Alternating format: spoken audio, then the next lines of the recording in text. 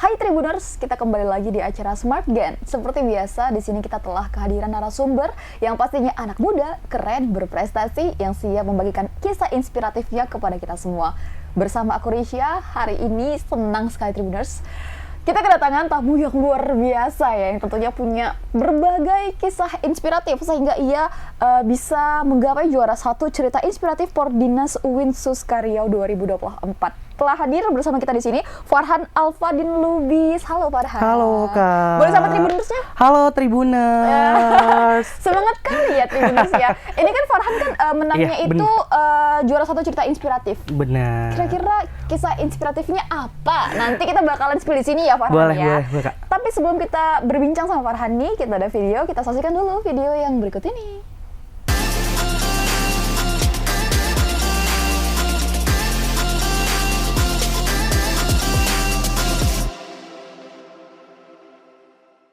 Oke, Farhan, bagaimana kabarnya? Alhamdulillah luar biasa. Kakak sendiri gimana kabarnya? Baik. Semangat Farhan ini gini ya, Tribuners. Jadi kayak kita juga semangat nih buat bincang-bincang sama Farhan. Oke, Farhan, sebelum kita berbincang lebih lanjut boleh perkenalkan diri Farhan terlebih dahulu. Oke, halo Tribuners semuanya. Kenalin aku Farhan Alfadin Lubis.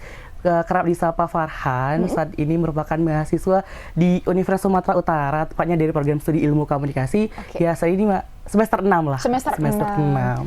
Oke, ini lagi sibuk-sibuk semester 6 ya, anak-anak semester 6.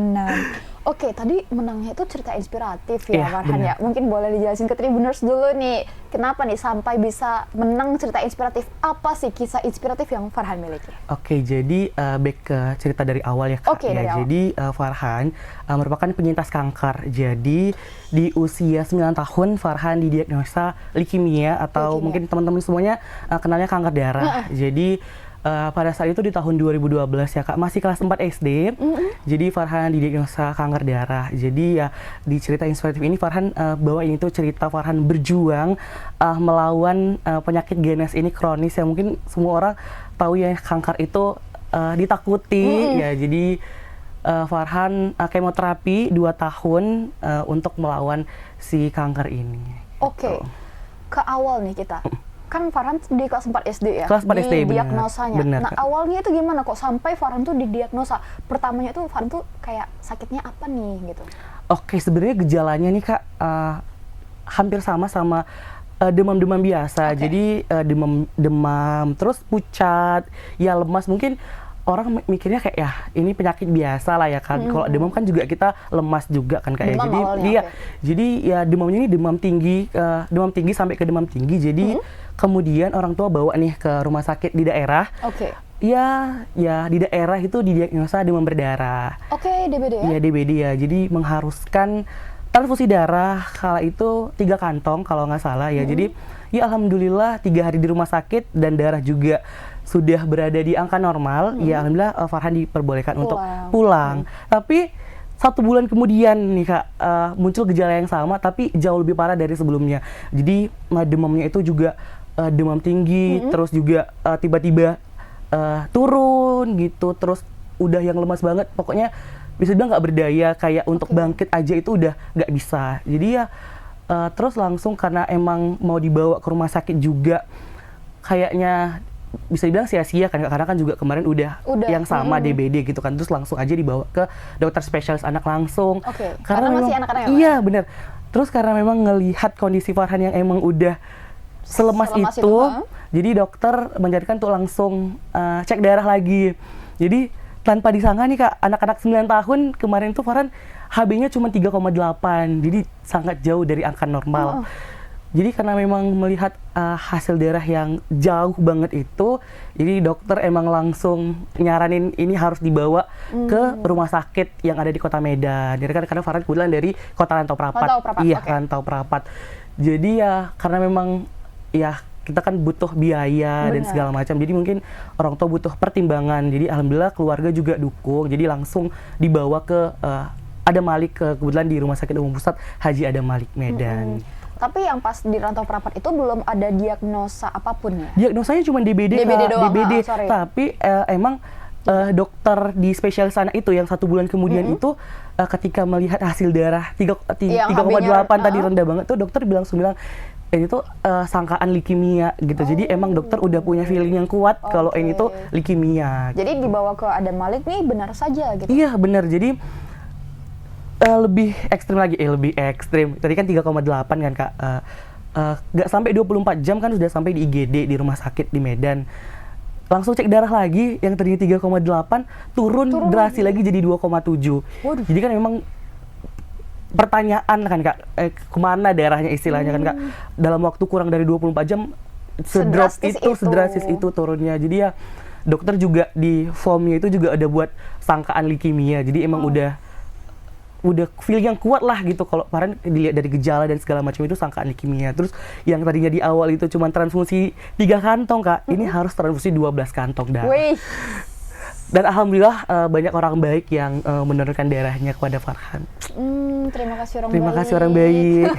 Selalu banyak orang baik di cerita hebatnya Farhan nih ya. Oke, nah lalu pas tahu nih keluarga diagnosanya adalah leukemia, gimana perasaannya? Waduh, tentu ya nangis tidak karuan ya Kak. Karena kan juga orang tua tahu kalau leukemia itu kanker darah. Siapa sih yang nggak takut gitu, kanker masih anak-anak juga mikirkan penyakit dan juga memikirkan biaya. Karena kan kita harus berobat, apalagi jauh dari kampung gitu. Jadi ya tentunya dibilang nggak terima pasti nggak terima ya Kak sama ini semua gitu. Jadi ya nangis nggak karuan, memikirkan penyakit, memikirkan biaya dan sebagainya. Kalau Farhannya gimana? Kalau Farhan ya karena memang saat itu masih anak-anak ya, jadi mungkin ya udah gitu kayak ikut aja gitu ya. Karena kan kita juga nggak tahu nih kan sebenarnya apa sih itu leukemia gitu. Ya jadi kita dicucu ya udah dicucu gitu. Jadi ya terima aja gitu, ikut-ikut aja. Nah, setelah didiagnosis nih leukemia gitu ya, apa yang Farhan jalani?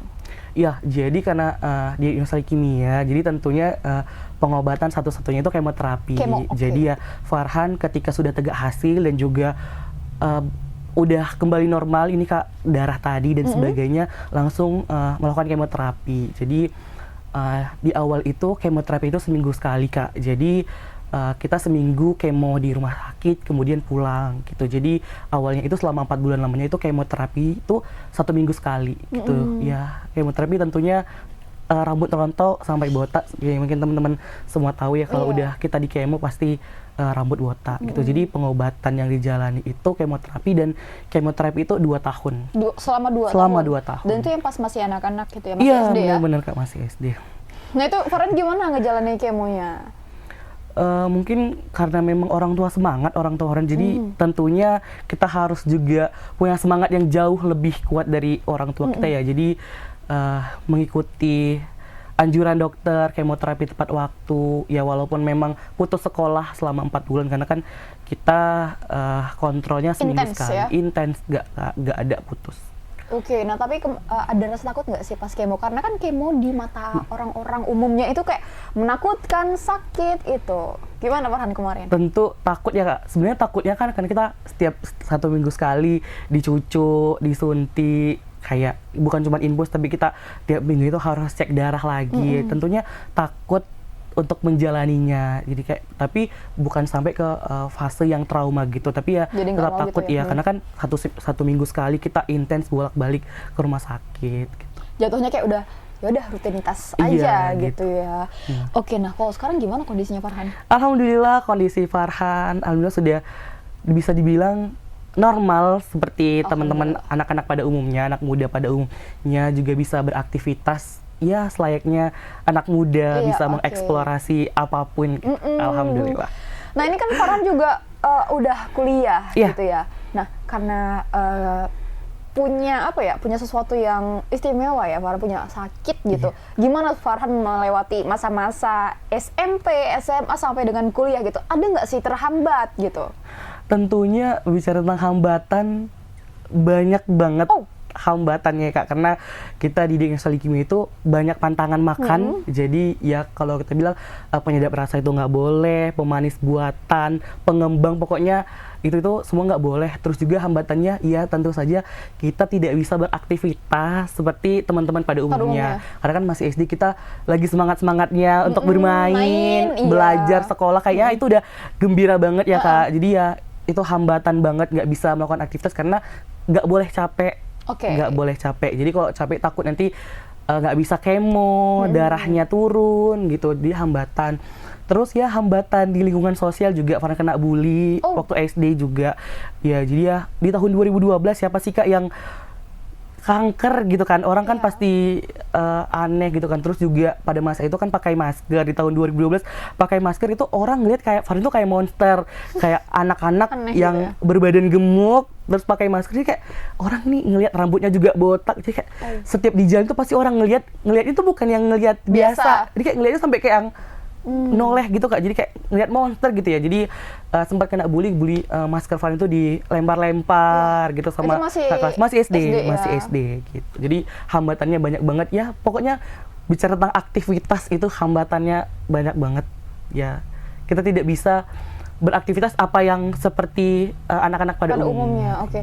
Tapi kan di SMP, SMA gimana ceritanya? Karena kan SMA juga kita kan pasti banyak kegiatan tuh. Gimana Farhan mengcover semua itu? Oke, mungkin tadi udah cerita SD ya Kak. Mungkin SMP karena memang sudah pernah kena bully ya Kak. Jadi mungkin di SMP juga Farhan menutup diri. Jadi Farhan tidak memberitahu kalau Farhan itu punya riwayat penyakit kronis. Ya, jadi mungkin banyak teman-teman Farhan yang teman-teman SMP Farhan itu sampai sekarang juga nggak tahu, nggak nyangka kalau Farhan itu pernah punya riwayat kanker gitu, karena emang Farhan tutupi sebenarnya.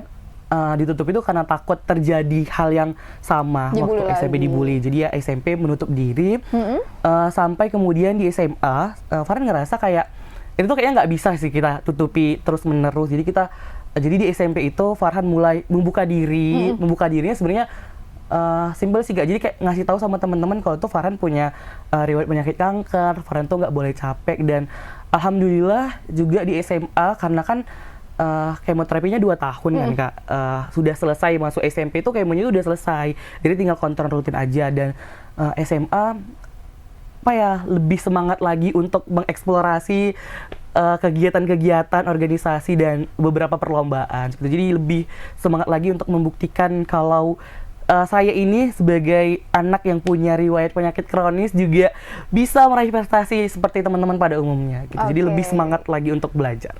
Nggak menjadi hambatan tentunya. Bener, tidak menjadi hambatan. Jadi karena mitosnya kan kayak anak-anak kanker tidak bisa berprestasi. Tidak. Jadi Farhan ingin membuktikan bahwa ya anak-anak kanker juga bisa berprestasi gitu. Keren sekali Farhan. Ya ampun. Oke, sekarang Farhan udah 21 tahun. 21 tahun. Jadi 12 tahun hidup di bayang-bayang leukemia. Karena kan di 2012 sekarang 2024 jadi 12 tahun perjalanan yang tidak mudah. Sampai ke titik sekarang.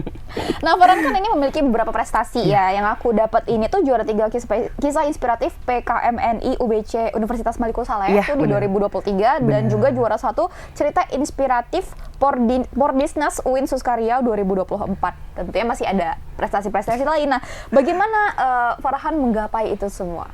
Ya, sebenarnya balik lagi seperti Farhan bilang tadi, sebenarnya lebih mau membuktikan bahwa anak-anak yang punya riwayat penyakit kanker, mungkin yang dulunya orang ngira kayak ini, ya mungkin hidupnya nggak lama gitu. Jadi itu sih yang bikin Farhan kayak untuk menggapai ini semua. Jadi kayak merupakan bukti nyata gitu Kak. Dan juga sebenarnya itu kan mungkin dua kejuaraan itu kan tingkat nasional dan beberapa kegiatan nasional lain. Sebenarnya tujuan Farhan satu sih Kak, jadi kayak ingin memberikan inspirasi kepada banyak orang bahwa sebenarnya kanker itu dapat disembuhkan, apalagi kanker pada anak. Jadi dengan Farhan mengikuti kegiatan-kegiatan nasional itu merupakan sebagai wujud nyata menyebarkan inspirasi kepada banyak orang biar semua orang tahu nih Kak bahwa kanker itu dapat disembuhkan. Jadi kita kan ketemu dengan banyak orang dengan dari daerah yang berbeda-beda. Jadi ya ketika dia mungkin melihat Farhan, ini dulunya punya penyakit kanker tapi alhamdulillah sembuh, dia kan bisa menyebarkan kepada orang lain, mungkin tetangganya, keluarganya yang mungkin mempunyai nasib yang sama gitu.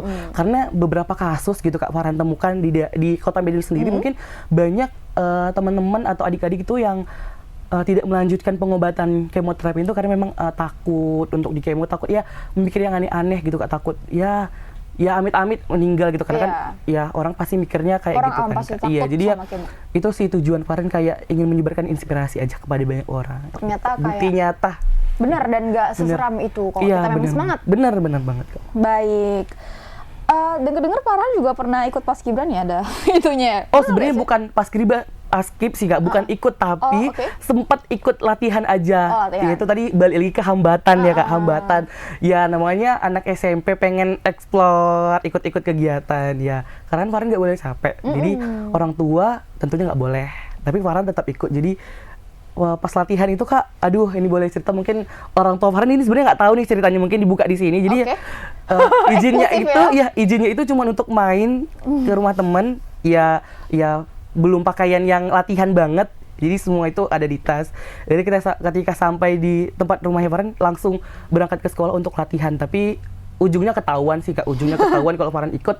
Tapi ya nggak lanjut, jadi ya berhenti. Jadi nggak sampai ikut latihan aja.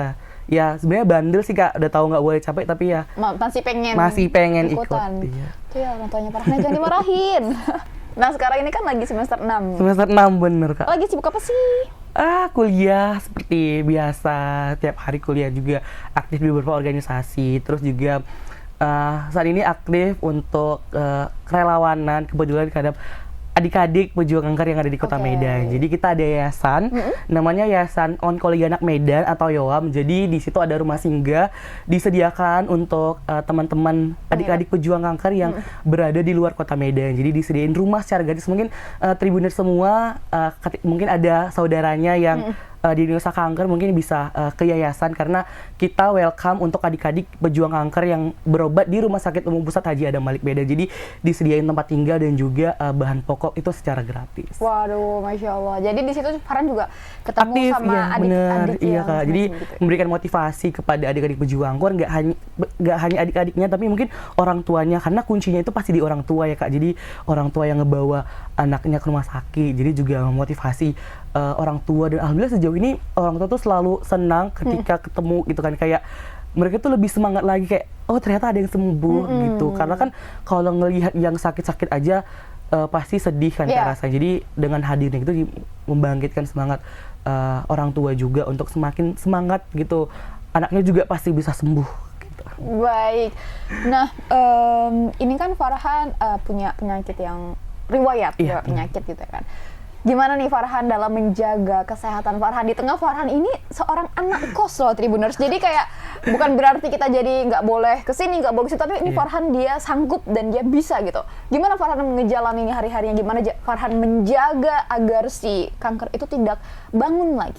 Ya tentu ini menjadi suatu hal yang cukup berat, tantangan, karena sudah kuliah juga sebagai anak kos. Jadi mungkin ya jaga pola hidup aja sih Kak. Jadi ya bawa air minum yang 2 literan tiap hari ke kampus, jalan kaki ke kampus. Jadi biar ya kita tuh juga olahraga juga kan, jalan kaki. Jadi ya sebenarnya tantangan, tapi ya kita harus semangat karena kita harus mengejar apa yang ingin kita kejar. Oke, mengejar apa yang ingin dikejar kata Farhan. Apa sih goals Farhan dalam waktu dekat ini? Pengen apa? Apa sih yang mau dikejar itu? Ya sebenarnya yang pengen dikejar, karena sudah semester 6 mungkin cepat lulus. Jadi, lulus dengan tepat waktu gitu. Iya, kalau bisa cum laude, amin. Jadi mungkin goalsnya ya sebenarnya goals utama itu berdampak bagi banyak orang sih Kak. Jadi ya tentu saja di balik kita ingin mengejar karir, tentu saja goals utama itu berdampak bagi banyak orang, khususnya adik-adik pejuang kanker dan juga orang tua yang mendampingi adik-adik yang sedang berjuang melawan kanker. Itu sih goals yang nggak ribet-ribet, cukup berdampak aja gitu bagi banyak orang. Oke, dampak positif ya. Iya benar. Nah sejauh ini siapa sih support sistemnya Farhan? Tentu saja orang tua ya Kak, terutama ibu, manggilnya mama. Jadi ya udah mendampingi dari awal banget pengobatan sampai juga sekarang. Jadi karena mama kuat, orang tua kuat, jadi Farhan nggak boleh di bawah itu. Jadi Farhan harus lebih kuat lagi menjalani hidup ini gitu. Harus berjuang lebih kuat lagi ya untuk membahagiakan kedua orang tua tentunya.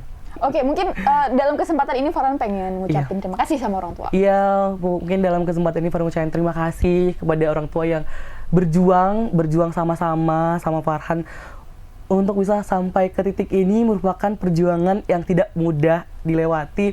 Kemoterapi 2 tahun, kemudian kita kontrol rutin selama 5 tahun lamanya, jadi 7 tahun itu bolak-balik ke rumah sakit. Dan gak jauh ya Kak, jauh banget maksudnya, dari Rantau Prapat ke Medan. Jadi ya banyak yang dikorbankan, waktu juga tenaga, karena kan Farhan masih ada 2 adik, jadi lebih fokus untuk mendampingi Farhan. Jadi ucapan terima kasih yang sebesar-besarnya. Ya nggak boleh nangis, nggak boleh nangis, kita harus strong. Iya.